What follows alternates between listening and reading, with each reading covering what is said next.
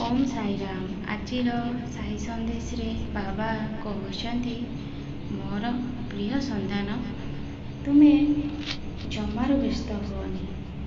ବହୁତ କଷ୍ଟ ହେଉଛି ତୁମକୁ, ବହୁତ ଯନ୍ତ୍ରଣା ହେଉଛି, ମୁଁ ବୁଝିପାରୁଛି। ଏ କଷ୍ଟ ଆଉ ଦୁଃଖ ସମୟରେ ତୁମେ ନିଜକୁ ମଜବୁତ କର, ଈଶ୍ୱରଙ୍କ ନାମକୁ ସ୍ମରଣ କର, ତୁମକୁ ସାହସ ମିଳିଯିବ। ତୁମେ କିନ୍ତୁ ତୁମ ମନ ଭିତରେ ଭାବୁଛ, ବାବା ମୋ ଜୀବନକୁ ହାରିଦେବି, ମୁଁ ନିଜେ ମରିଯିବି, ନହେଲେ କୁଆଡ଼େ ଛାଡ଼ିକି ପଳେଇବି, ତମେ ମୋତେ ତୁମ ପାଖକୁ ନେଇଯାଅ। ସନ୍ତାନ, ମଣିଷ ଜୀବନ ମାତ୍ରେ ଦୁଃଖ ସମସ୍ତଙ୍କ ଜୀବନରେ ଆସିଥାଏ। ତୁମେ ନିଜ ଦୁଃଖକୁ ସାମ୍ନା କରିବା ଶିଖ। ତୁମେ ନିଜ କର୍ମଫଳରୁ ବାହାରିକି ଚାଲିଯିବାକୁ ଚାହୁଁଛ। ତୁମେ ଜାଣିଛ, ଏମିତି ଯେତେ ଦିନ ପର୍ଯ୍ୟନ୍ତ ବାହାରିକି ଡରିକି ଚାଲିଯିବ, ସେତେ ଦିନ ପର୍ଯ୍ୟନ୍ତ ଏ କର୍ମଫଳ ତୁମ ପଛରେ ଗୋଡ଼େଇବ। ସେଥିଲାଗି ତୁମେ ବ୍ୟସ୍ତ ହୁଅନି ସନ୍ତାନ। ଏଇ ଯେଉଁ କର୍ମଫଳ ତୁମ ଜୀବନରେ ଆସିଛି, ବହୁତ କଷ୍ଟ ଆସିଛି। କଷ୍ଟ ତ ହେଉଥିବ ସନ୍ତାନ, ବହୁତ ଯନ୍ତ୍ରଣା ହେଉଥିବ, କିନ୍ତୁ ତୁମେ ସେ କଷ୍ଟରୁ, ସେ ଯନ୍ତ୍ରଣାରୁ ନିଜକୁ ବାହାର କରିପାରିବ। ତୁମେ ଯେତେବେଳେ କଷ୍ଟ ପାଉଛ, ବହୁତ କଷ୍ଟ ତୁମକୁ ହେଉଛି, ସେତେବେଳେ ସାଇ ସାଇ ଜପ କର। ଦେଖିବ ତୁମକୁ କିଛି ନା କିଛି ରାସ୍ତା ନିଶ୍ଚୟ ମିଳିଯିବ, ଆଉ ତୁମ ଆତ୍ମାକୁ ବହୁତ ଶାନ୍ତି ଲାଗିବ। ଧୀରେ ଧୀରେ ପରିସ୍ଥିତି ବି ବଦଳିଯିବ, ସବୁକିଛି ଆପେ ଠିକ୍ ହେଇଯିବ ସନ୍ତାନ।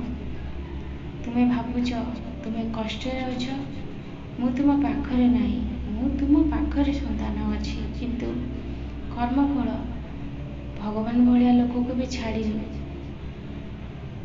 ତ କୁହ ତୁମକୁ କେମିତି ଛାଡ଼ିଦେବ?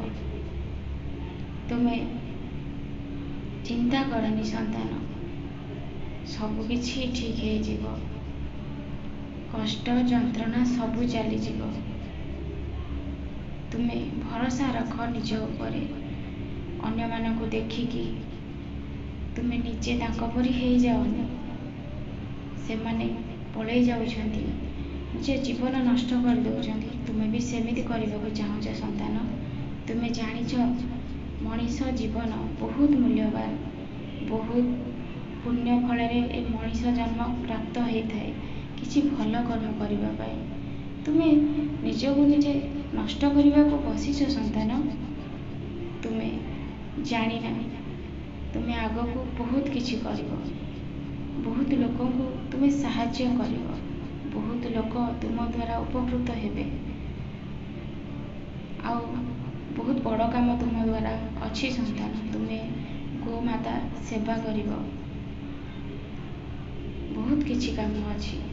ଏତିକିରେ ତୁମେ କର୍ମଫଳରୁ ବାହାରି ଯିବାକୁ ଚାହୁଁଛ? ଏ ଜୀବନ ଆରମ୍ଭରୁ ସନ୍ତାନ, ତୁମେ ସବୁବେଳେ ମୋ ନାମକୁ ସ୍ମରଣ କର।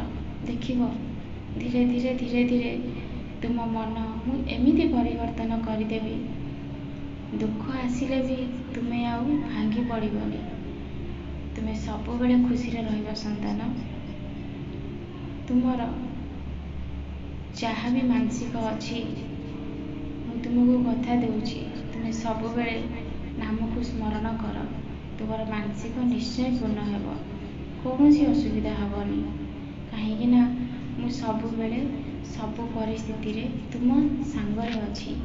ଯେଉଁଠି ମୋ ନାମ ସ୍ମରଣ ହେଉଥାଏ, ଯେଉଁଠି ପରନିନ୍ଦା ଆଉ ପରଚର୍ଚ୍ଚା ନ ହେଉଥାଏ, ସେଇ ଜାଗାରେ ମୁଁ ବାସ କରିଥାଏ। ମୁଁ ତୁମ ସାଙ୍ଗରେ ଅଛି, କିଛି ଅସୁବିଧା ହେବନି ତୁମର।